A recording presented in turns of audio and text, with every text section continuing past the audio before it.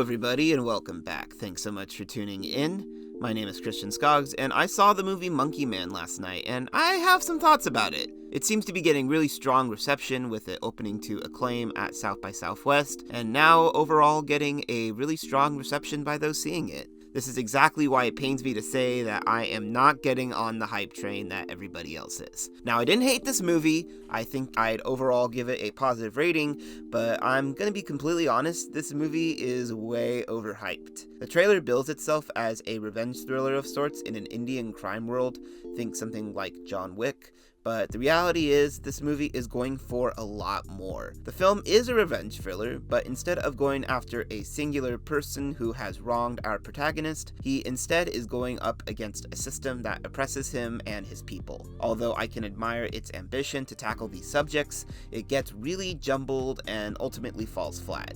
Now, the story of how the movie came about is crazy. The team faced several production setbacks, including broken cameras, broken bones, having funding and locations stripped, and even the distributor Netflix backing out of this film at the last second. The only reason we've even been able to see the movie up until this point is because Jordan Peele picked it up and vouched for a proper theatrical release. Now, it's finally in theaters with the distributor Universal Pictures attached. It's always amazing to hear of a story of perseverance when it comes to getting projects made. It can be really difficult to sometimes complete projects for a variety of reasons, so to see this team have such an amazing success story is really inspiring to hear. Truth be told, I think Dev Patel has a career in directing. There's a lot of very exciting sequences with some gnarly stunts, and a lot of the lighting is very cool, particularly in the elevator sequence. I think the makeup and production design within these sequences was also really well done. The concept itself is an interesting subversion of the revenge film. The ultimate arc of the character is that he's the modern reincarnation of the Hindu god Hanuman,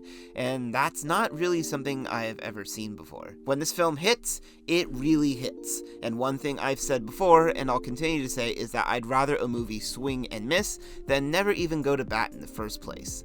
The fact that this movie does possess so much soul is exactly what allows me to give it so many more props. With that being said though, there was a lot that really didn't work for me. So one thing you need to know is that this movie has 3 villains, and our lead, Kid, has gripes against all of them that drive the plot forward. I understand that, again, the ultimate villain of this movie is the system, particularly the caste system. But truthfully, you could have squeezed all of these characters into one and made an infinitely more compelling antagonist. The thing is that each of these villains are given their own backstory and motivation, and you're almost struggling to catch up. Like, wait, who are we supposed to be mad at here? Not only that, you're never really given time to fully invest in these people as antagonists. You're mostly given very baseline motivations, and they kinda just work off that. The pacing is also very uneven. Like, I would say the first third has decent momentum and build-up, but once that bathroom scene hits, the film comes to a grinding halt for like 30 to 45 minutes. It's so bad in these scenes that I found myself just extremely bored.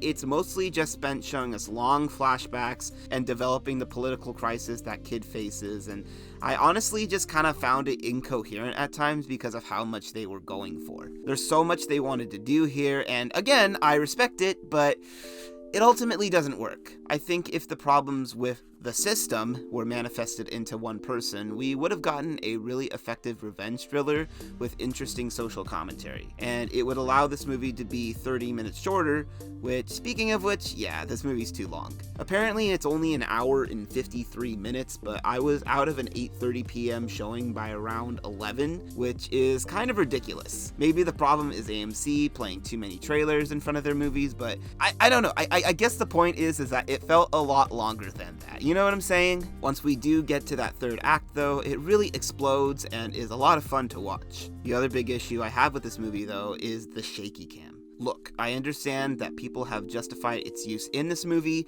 but I still think it just looks really ugly here. It ruins some of the action scenes in this movie, particularly the car chase sequences. I'm not sure why shaky cam is back, but let's keep it dead like it's supposed to be. Look, ultimately, I encourage you all to seek this one out and form your own opinion because maybe I am wrong about it.